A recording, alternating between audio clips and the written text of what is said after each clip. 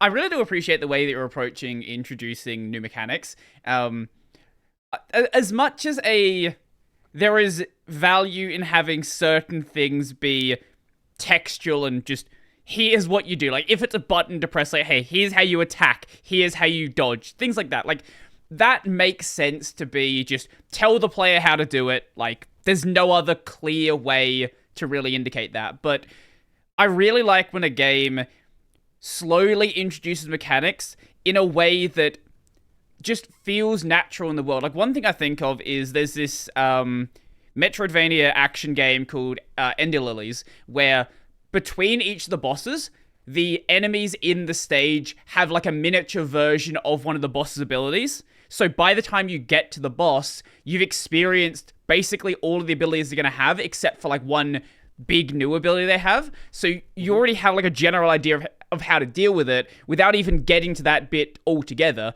And it feels like a natural progression of the mechanics you were already playing with earlier, now in this big like final culmination that feels a lot more exciting. Yeah, I haven't played that game specifically, but that does sound like very intelligent design out there. And yeah, like this comes down to a game design philosophy, I suppose, at this point. But I mean, games are supposed to be interactive, in my opinion.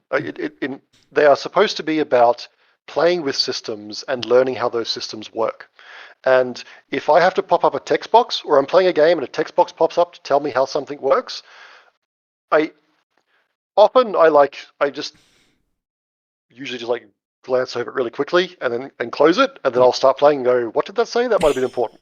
Yeah, I want to play with the systems. I want to learn how the systems function, and that's fun. That's imagine that. Imagine having fun in a video game. Okay, so comes back to there's an old game design book called A Theory of Fun by Ralph Costa, and he talks. Actually, I haven't read it in like 20 years, so I'm probably getting it wrong. But he talks a lot in that book about the learning element of games being a large part of where the fun is. It's a very, very good book. I do recommend people interested in game design check it out. I don't want to talk too much about it because I haven't read it in 20 years, so I'd probably misrepresent it if I tried to. But yeah, I do remember a big part of it was talking about the learning of those systems is what kind of creates fun, because human beings are learning machines, right? Our brains are designed to learn new skills and new things, and our brains reward us with little dopamine hits for doing that, and games can tap into that. And so when I get a new mechanic or I see a new mechanic in a game, I want to experiment with it. I want to play around with it. I want to learn how it functions, because that is fun. That is naturally fun for human beings, and intuitively fun. And I think you undercut that if you start throwing up text prompts to tell people how something functions. Yeah, it might be that the mechanic is fun itself just to use. Cool, that's great. But I think if it's not fun to learn how to, if you're skipping over the fun of learning how to using it, then potentially you're cutting out some of the fun from your game right there. Okay, no, that right. Bit of a tangent there. But yeah. No, I get what you're saying there. I don't really have anything to add to that. I completely agree with you. Yeah, like, as much as I enjoy games where, like, I'll play a game and it's like, hey, here's a wall of text, here's how everything works, and, like, then you just... The problem with, like, a wall of text, right, is oftentimes you can have everything explained to you, but you're not actually going to understand it until you use it anyway. So instead of just dumping all that information on you, it's probably better to introduce it in a way where you actually learn it from doing it. Yeah, and I mean, understandably, some games can be quite complex, and there's just no other solution other than to explain through text. Sure, if you're playing a game like... there's a great example of this. There is a game called 5D Chess with Multiverse Time Travel.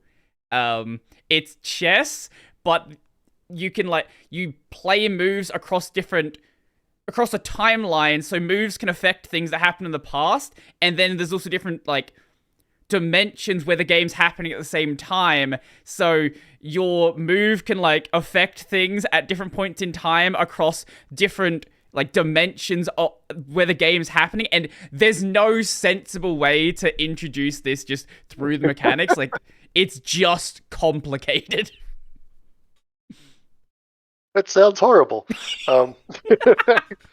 Potentially a lot of fun. Yeah. But it sounds horrible to try and to try and explain to people. Mm-hmm.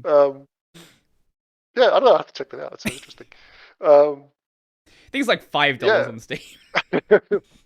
I mean, I was thinking more of the more like complex like strategy games or city builders or something where you might have to explain that like a you need to build you every turn will do these things, and you might require some kind of text. But I mean, those sort of games, people kind of expect text to guide them through. It's almost like reading the rule book of a complicated tabletop game or something. You're not expected to do it intuitively. Right. But in games that I think focus more on simple interactions in their world, I think there's an opportunity there to teach those interactions through just playing around with them. And I think my game falls into that kind of category, that field of games where the interactions in the game are simple enough that you can just figure them out by using, given the introduction to them is designed well enough to do so.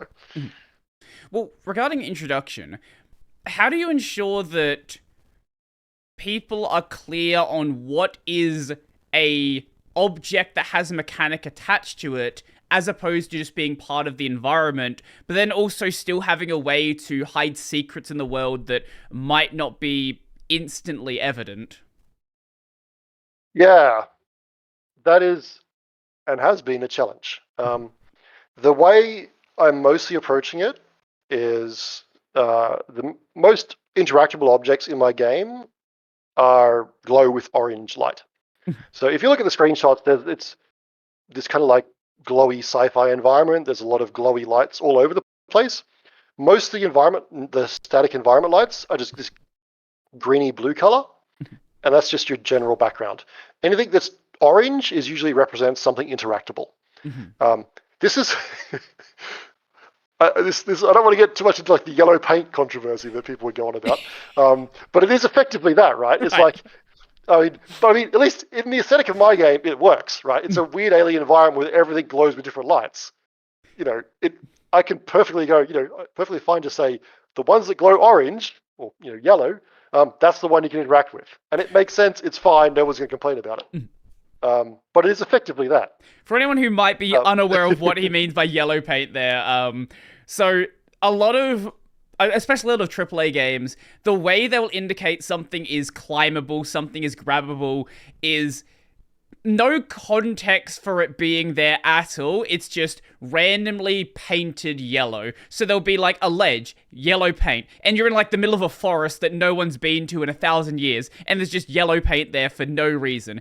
Or like games do this. The game's been doing this for a while, and people only suddenly started realizing it. Sekiro, for example, actually does this as well, but it also does some other like basically yellow paint systems where anything that's grabbable has like these marks on it that are always there, where it's like, why are these marks on everything? Don't question it, that's what you can grab onto. And I get why it's there, because especially if you think a game like Assassin's Creed, for example, where you're going to be climbing a lot, you need some way to indicate what can you grab, what can't you grab, and doing so in a way that feels consistent is difficult. I know a lot of people complain about it. I mean, there's a few things at play here. So as first of all, these are AAA games generally that do this, and AAA games need to sell to massive amounts of audiences to make their money back and make the kind of profit margins that the big AAA publishers demand in order to make these games in the first place. Which means really sanding off any rough edges whatsoever. Any kind of friction the player encounters gets sanded away. So they're not difficult games to understand generally.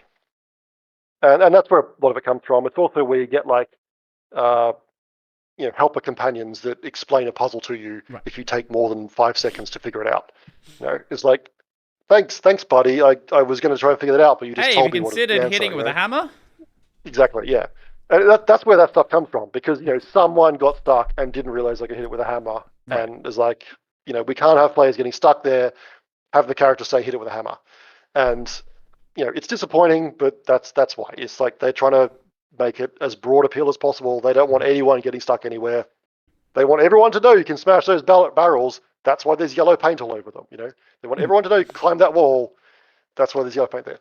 The other side of it, I think, comes from modern games, especially AAA games, being so high fidelity in their visuals that if there is a ladder against a wall, you may not notice it amongst all the rest of the details in the environment. So in the early days, it was enough just to have the ladder against the wall, because the wall was like a really low res texture, and the ladder was the only prop in the room because that's all you could render. Right. And then as games got more complex, and we got more more effects and more detailed lighting models, we could say, shine spotlights on the ladder and really draw your visual attention to that. And we still do that a lot even today. But now the wall is like a complex brick wall, and there's cobwebs hanging off it, and there's shit on the floor, and the whole room is disguised. So you really have to do a lot of work to draw your attention to that ladder now. And that's, I think, a lot of them just go, fuck it, we've tried everything else, just slap yellow paint over it. Bright yellow paint so everyone can see it. Yeah.